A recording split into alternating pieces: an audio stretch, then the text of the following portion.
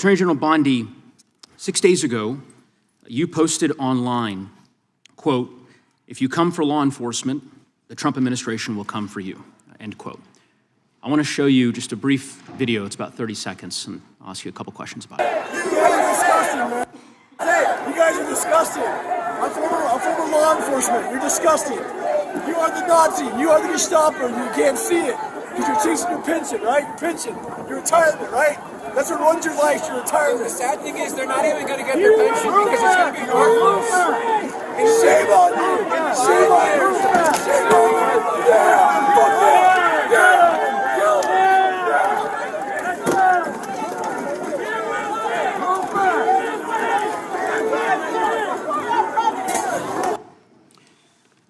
Attorney General Bondi, that man works for you now, right?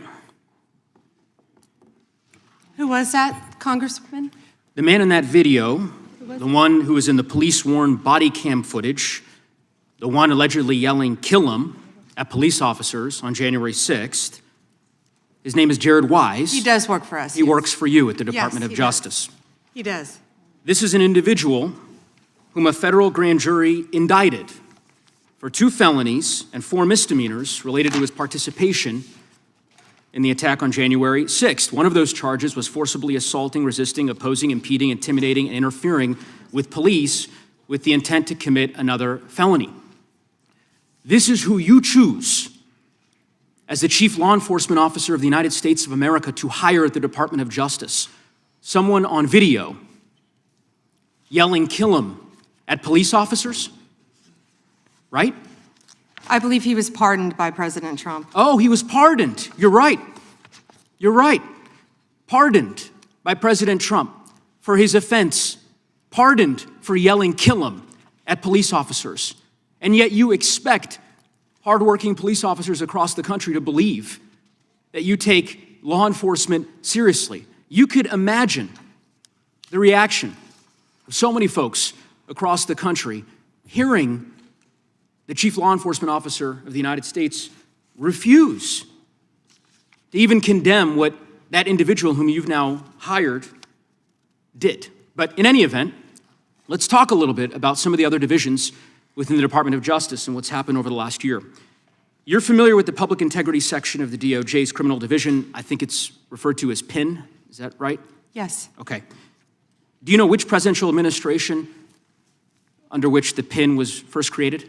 I can tell you what administration that the weaponization was ended under. I'll reclaim my time. This wasn't a trick question. You don't get to Madam Attorney reclaim General. your time. Madam Attorney General. Because I don't like Mr. Chairman, will you explain to the witness that he does reclaim his time?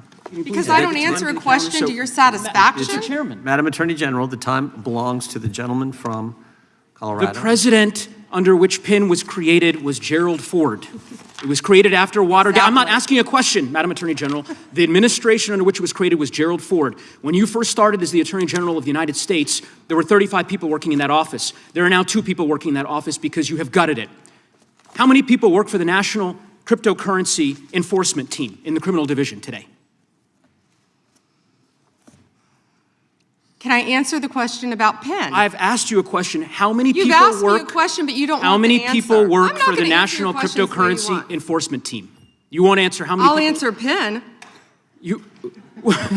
PIN will not be you know what? weaponized. You know what? What's Madam funny Attorney about General, this? I'll say to the chairman. What's funny about Mr. Chairman, this? you know what the answer is? And I think I What's understand funny why the about Attorney General this? does not want to answer the question. Because you eliminated the National Cryptocurrency Enforcement Team last year. So I understand why you don't want to tell the American people who works there. Yeah, I no one understand works why there you don't want to anymore, talk about Madam Mohammed Attorney Solomon General. in So, your district. In any event, who I would murdered people. Mr. Chairman, will you stop the clock so his time is not wasted by I've the been witness? very generous with allowing extra time when we have these little disputes. I understand. You got the time, Mr. Goose. I might as well ask the chairman these questions. I'd be happy because to answer what some is of your fun- questions. What's profound, the questions I've Profound? asked, The crime in questions your I've district. asked, Mr. Chairman, are not trick questions. They're not gotcha questions. They're actually basic questions about how the Department of Justice functions and the unwillingness of this Attorney General to answer them in good faith. When a member of Congress asks how many people work at the National Cryptocurrency Enforcement Team and the Attorney General refuses to answer it, it is not a coincidence. It's because she eliminated the team. Why? Because her boss The President of the United States is making money hand over fist, $1.4 billion over the course of the last year through cryptocurrency holdings. I think what is happening at the Department of Justice is a disgrace, Mr. Chairman, and I would urge you to gain control of this hearing. With that, I yield back the balance of my time. Yeah. I would ask the gentleman, does he agree with the standing up of the Deputy Attorney General for dealing with fraud? That's something that's happened in this administration, first time. You talked about Penn. That happened with this Justice Department. We're talking about this committee. Mr. Chairman, had you answered the question, had the Attorney General answered the question in that way, perhaps this hearing would have some modicum of resembling something that has typically been fairly conventional, an oversight hearing of the Department of Justice. The gentleman's That is time not has expired. The gentlelady from Wyoming is recognized for 5 minutes. Food supplies have been completely wiped out. We have a evacuation of all counties. I report complete devastation. We have a giant squall, cloud, just gobbling up everything in the path. Total loss of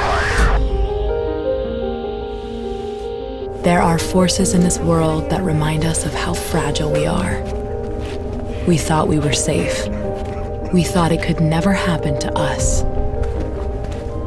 Then life like a fog descends upon us, blanketing our memories. Through the haze, we travel its hidden paths, lost in its secret places. And when the storm, turbulent and immovable, forces us to shelter, we remember. It calls to us, calls us back. Back to the ports and the harbors of our past.